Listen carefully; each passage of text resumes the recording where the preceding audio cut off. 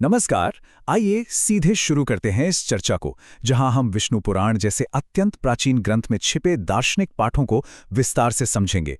आमतौर पर हम इन कहानियों को सिर्फ एक कहानी मान लेते हैं, लेकिन आज हम देखेंगे कि दरअसल ये ड्यूटी, इक्वालिटी और डिवोशन का कितना बेहतरीन और प्रैक्टिकल उदाहरण पेश करते हैं।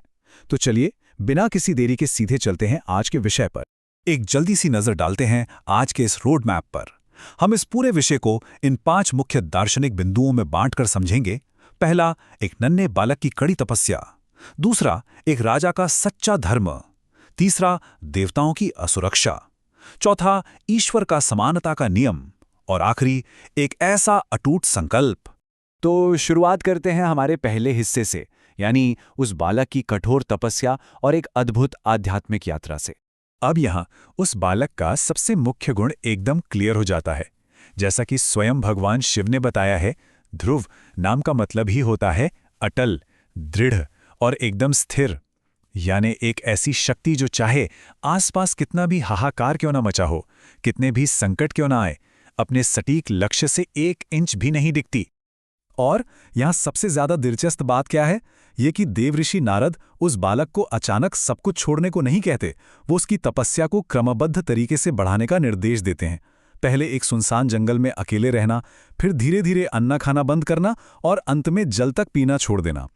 ये कोई आम शारीरिक कष्ट नहीं है। ये आध्यात्मिक शक्ति को जागृत करने के लिए अपनी बुनियादी मानवीय जरूरतों को एक एक करके पीछे छोड़ने का एक पूरा सटीक तरीका है। अब आते हैं दूसरे पहलू पर, जहां हम समझेंगे एक राजा के सच्चे धर्म को। यहां कर्तव्य और मोह के बीच का अंतर बिल्कुल खुलकर सामने आता है।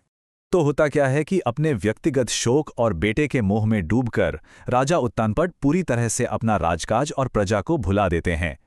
उन्होंने सोच लिया है कि जब तक उनका भटकता हुआ बेटा वापस नहीं मिलता, वो राज्य नहीं संभालेंगे। अब देखिए, एक शासक का ये भावुक फैसला ना देवऋषि नारद को मजबूर कर देता है कि वो आकर उन्हें एक कड़ी दार्शनिक सीख दें। और यहीं पर सबसे मुख्य बात सामने आती है।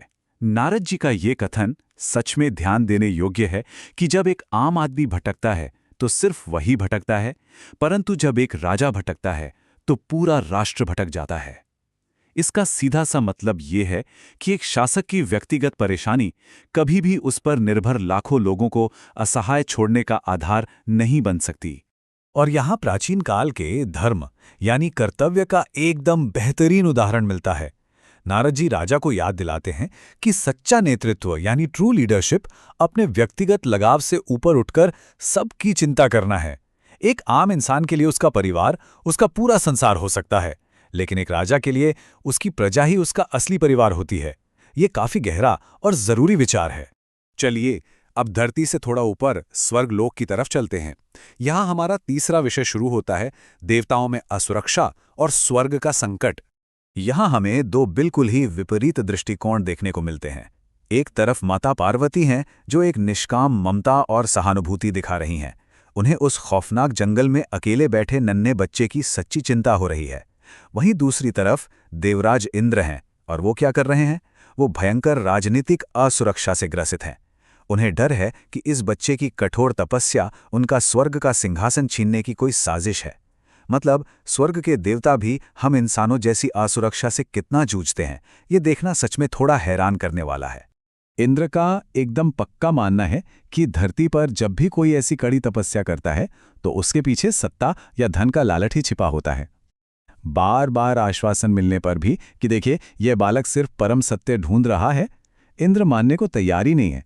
वो बस अपनी सत्ता छिन जाने के डर को उस मासूम बच्चे की पवित्र यात्रा पर थोप देते हैं।